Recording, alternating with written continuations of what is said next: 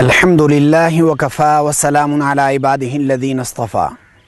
اما بعد فاعوذ بالله من الشيطان الرجيم بسم الله الرحمن الرحيم في جنات يتساءلون عن المجرمين ما سلككم في سقر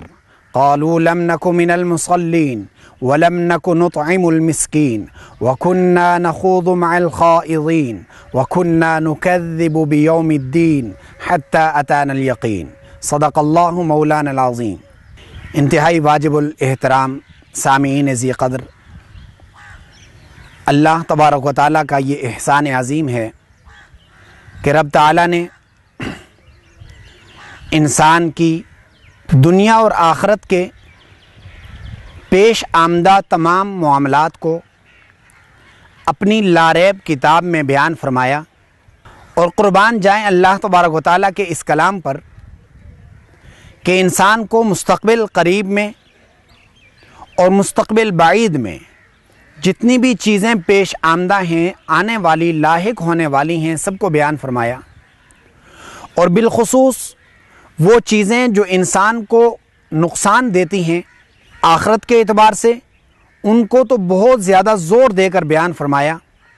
جو آیات کریمہ میں نے تلاوت کی ہیں، ان آیات کریمہ میں اللہ تبارک و تعالیٰ نے آخرت کے ایک منظر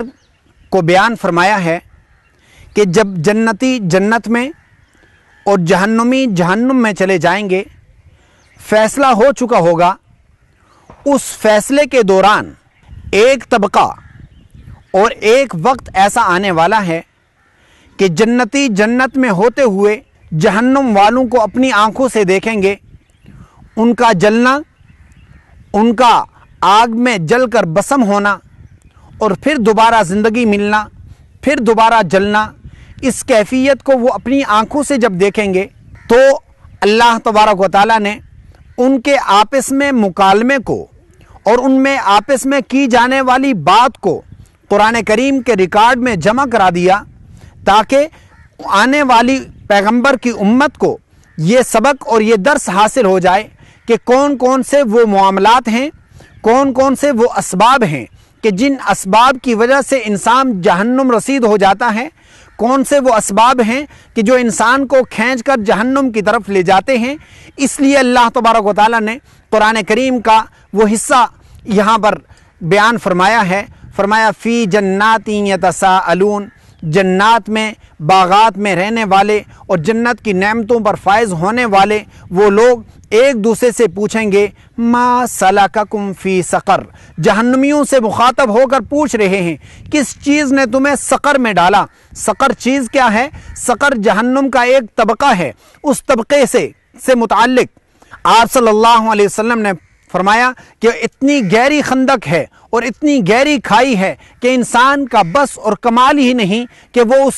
اس کے پاس پہنچ سکے۔ ما سلککم فی سقر قالوا لم نک من المصلین، جو سقر والے، جو جہنم والے آگے سے جواب دیں گے۔ میرے بھائی اور میرے سننے والے ہر سامعین کو یہ گزارش ہے کہ ان چار جوابات کو غور سے سنیں کہ وہ جہنمی کیا جواب دے رہے ہیں، کہ کون سی وجہ ہے جو ہمارے جہنم میں جانے کا باعث بنی۔ سب سے پہلے انہوں نے کہا قالوا لم نک من المصلین، ہم نماز پڑھنے والے نہ تھے، ہم نماز پڑھنے والے نہ تھے۔ اس کا معنی یہ ہے، مفسرین نے دونوں باتیں لکھی، ایک تو یہ لکھا کہ وہ نماز کو ماننے والے نہ تھے، یعنی نماز کا انکار کر دینے والے کفار تھے، اس وجہ سے جہنم میں گئے، اور دوسرا یہ کہ ایک تو نہ ماننا زبان سے ہے جس کا نام کفر ہے، اور ایک نہ ماننا عملاً ہے، یعنی عملی طور پر ہم نماز نہیں پڑھتے تھے۔ ایک وجہ جہنم میں جانے کی یہ بیان فرمائی ہے،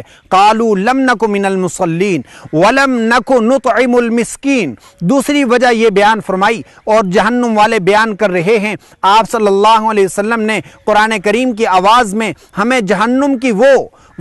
ہولناک آواز ہمیں پہنچائی ہے۔ قرآن کریم کے ریکارڈ کے ساتھ آپ صلی اللہ علیہ وسلم نے قرآن کریم کے وہ الفاظ من و عن ہم تک پہنچائے۔ اللہ تبارک و تعالیٰ فرما رہے ہیں، جہنمی کہیں گے وَلَمْ نَكُ نُطْعِمُ الْمِسْكِينَ، ہم مساکین کو کھانا نہیں کھلاتے تھے، یعنی مساکین کی جو ضروریات ہیں ان کو نہیں دیکھتے تھے، ان کو نہیں پورا کرتے تھے۔ مطلب یہ ہے کہ نماز کے ساتھ زکوٰۃ کا انکار کرتے تھے۔ زکوٰۃ مسلمان پر مال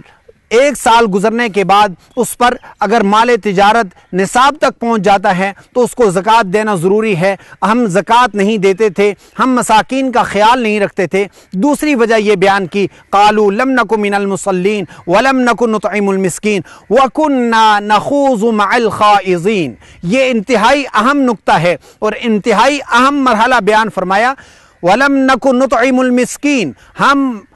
مساکین کو کھانا نہ کھلانے کے بعد وَكُنَّا نَخُوضُ مَعَ الْخَائِضِينَ، ہم خائضین کے ساتھ بیٹھا کرتے تھے۔ یہ خائضین کون ہیں؟ خائضین غیبت کرنے والے ہیں۔ ہم بھی غیبت کی مجلس میں برابر کے شریک ہو جایا کرتے تھے۔ ہم بھی جہاں بھی کسی کے بارے میں بات چیت ہو رہی ہوتی ہاں میں ہاں ملا دیا کرتے تھے، یا کم از کم اسی مجلس میں بیٹھے خاموشی سے سنتے رہتے تھے، اور شیطان اخرس بن کر وہ ساری باتیں ہم ریکارڈ کرتے رہتے تھے۔ وَكُنَّا نَخُوضُ مع الخائضین وَكُنَّا نُكَذِّبُ بِيَوْمِ الدِّينِ، اور آخری کہا جہنمیوں کا کہنا یہ ہے کہ ہم آخرت کے دن کا انکار کیا کرتے تھے۔ میرے مسلمان بھائیوں، ہمیں یہ معلوم کرنا چاہیے کہ یہ 4 اسباب اگر ہم میں پائے جاتے ہیں تو ان 4 اسباب کو فوری طور پر ضائع کرنا چاہیے۔ کہیں ایسا نہ ہو کہ ان 4 اسباب کے ہوتے ہوئے موت آ جائے اور یہ موت ہمیں سیدھا جہنم کی طرف لے جائے گی۔ اور جہنمیوں کے یہ الفاظ ہیں، لم نکو من المصلین ولم نکو نطعم المسکین وکنا نخوض مع الخائضین وکنا نکذب بیوم الدین، کہ ہم آخرت کا انکار کیا کرتے تھے۔ آخرت کا انکار 2 طرح کا ہے، ایک زبان سے انکار کرنا کہ میں قیامت کو نہیں مانتا، یہ تو اعلانیہ کفر ہے، اور اگر عملی طور پر انکار کرنا جیسے ہمارے معاشرے میں رائج ہے۔ ہمارے معاشرے میں کیسے رائج ہے کہ کل کس نے دیکھا ہے، کل آئے گا تو دیکھا جائے گا، کل ہوگی تو دیکھا جائے گا، یہ کل قیامت کو کہہ رہے ہیں۔ میرے بھائی، اللہ کے فرمان، نبی کے فرمان کے بعد اگر قیامت کا انکار عملی طور پر بھی انسان کر رہا ہے تو اس کو یہی پکڑ ہوگی۔ یہ 4 چیزیں ہوتے ہوئے اگر موت آ جاتی ہے، انتہائی خسارے والی موت ہے۔ رب تعالیٰ کا کرم ہے کہ اس نے آخرت کے خسارے اور نقصان کی وہ ساری چیزیں ہمارے سامنے بیان کی تاکہ انسان آخری اور ابدی خسارے سے بچ جائے، آخرت کے نقصان سے بچ جائے۔ مجھے اور آپ کو آخرت کے نقصان سے بچنا ہے تو قرآن کریم کے اسلوب کو سمجھنا ہوگا،